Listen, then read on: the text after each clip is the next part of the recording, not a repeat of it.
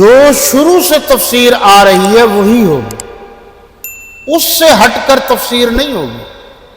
یہ بھی ایک ترتیب ہے۔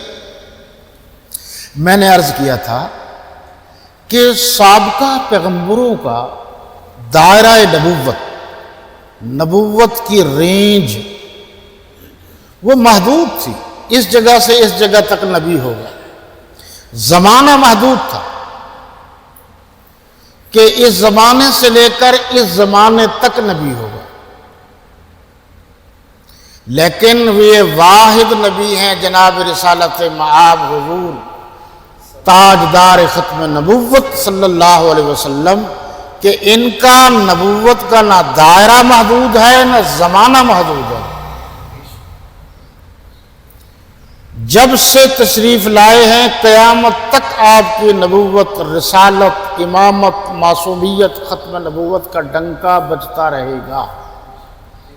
یہ بھی ختم نبوت کی دلیل ہے کہ سابقہ انبیاء کرام علیہ السلام کا دائرہ نبوت محدود تھا، آپ کا لامحدود ہے۔ ان کا زمانہ محدود تھا، وقت آپ کا لامحدود ہے۔ تو محدود کے بعد تو کوئی آ سکتا ہے، جب ہے ہی لامحدود تو اور کون آئے گا؟ اور کیسے آئے گا؟ اللہ کے بعد اللہ کیسے آ سکتا ہے ہی ایک، ہے ہی یکتا، ہے ہی الصمد کا مالک، ایک ہے۔ اللہ کے بعد کوئی نہیں آ سکتا، ایک ہی اللہ ہے۔ اسی طرح اللہ نے خاتم النبیین بھی ایک پیغمبر کو بنایا ہے، ان کے بعد بھی قیامت تک اور کوئی نبی رسول نہیں آ سکتا۔ اب وہاں لفظ ہے جی آمنا۔ اچھا، یہ جو ہمارے پرانے لوگ ہیں، آج کل جو نئے لوگ ہیں وہ تو ان باتوں کو نہیں سمجھتے، وہ مذاق اڑاتے۔ پرانے دور میں ایک پکی روٹی پڑھائی جاتی تھی، تو پکی روٹی میں کچھ چیزیں ایسی ہیں جو اتنی مضبوط ہیں کہ آج تک، یا اردو زبان میں تعلیم الاسلام حضرت مولانا شیخ الہند مفتی کفایت اللہ صاحب دہلوی رحمۃ اللہ علیہ نے جو لکھی ہے وہ پڑھائی جاتی ہے۔ تو وہاں آمنا پکی روٹی میں بھی لکھا ہوا ہے، اس کی تعریف لکھی ہوئی ہے کہ ایمان لانے سے کیا مراد ہے۔ یہاں بھی صرف لفظ آمنا ہے۔ ایمان لانے سے مراد صرف یہ نہیں کہ وہ اپنی مرضی سے جو ایمان لے آئے۔ یہ تھوڑا سا ایک دو حوالے جو ہے نا آمنا، اس کی تشریح ضرور دیکھ لیجئے۔ میں نے گزشتہ درس میں آپ کو بتایا بھی تھا کہ ایک ایمان مجمل ہوتا ہے اور ایک ایمان مفصل ہوتا ہے۔ یہ ہمارے ہاں یہ بھی سابقہ دور میں پڑھائے جاتے تھے، یہ بھی پکی روٹی میں ہے، ایک کچی روٹی بھی ہے۔ یہ دیہاتی زبان میں علماء نے اس دور میں بڑی محنت کی تھی اور پڑھایا تھا، اس میں تقریباً اکثر باتیں درست ہیں۔ یہ دیکھیے جی، پارہ نمبر 1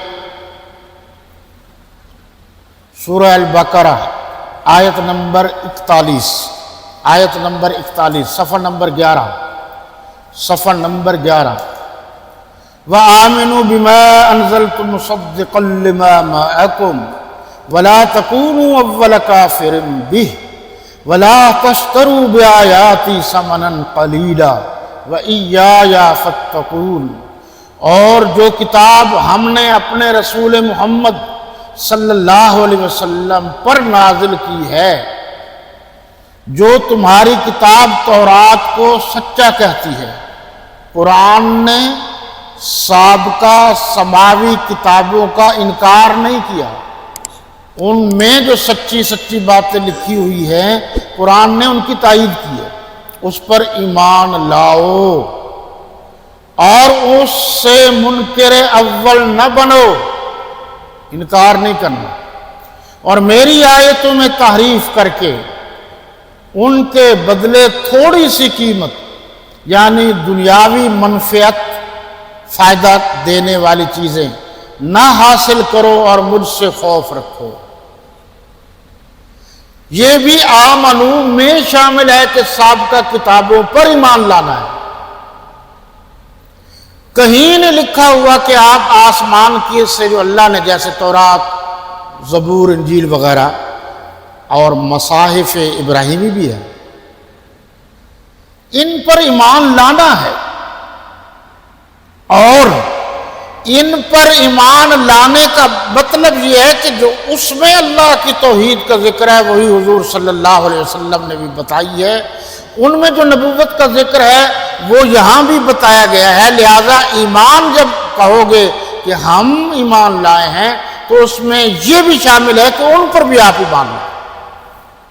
یہ تھوڑا سا ایک اور حوالہ دیکھ لیجئے جی، یہ بھی پارہ نمبر 3 ہے جی، پارہ نمبر 3 سورہ البقرہ کا آخر ہے۔ یہ سب سے بڑی سورت ہے اور اس کے تقریباً 40 رکوع ہیں۔ یہ 285 آیت نمبر 285 ہے۔ آمن الرسول بما انزل الیہ من ربہ والمؤمنون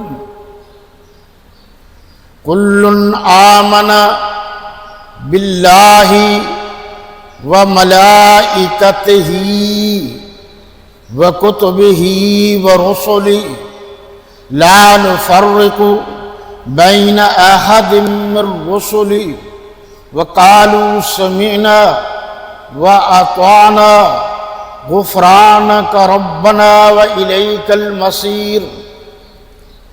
رسول اللہ صلی اللہ علیہ وسلم اس کتاب پر جو ان کے پروردگار کی طرف سے ان پر نازل ہوئی ایمان رکھتے ہیں۔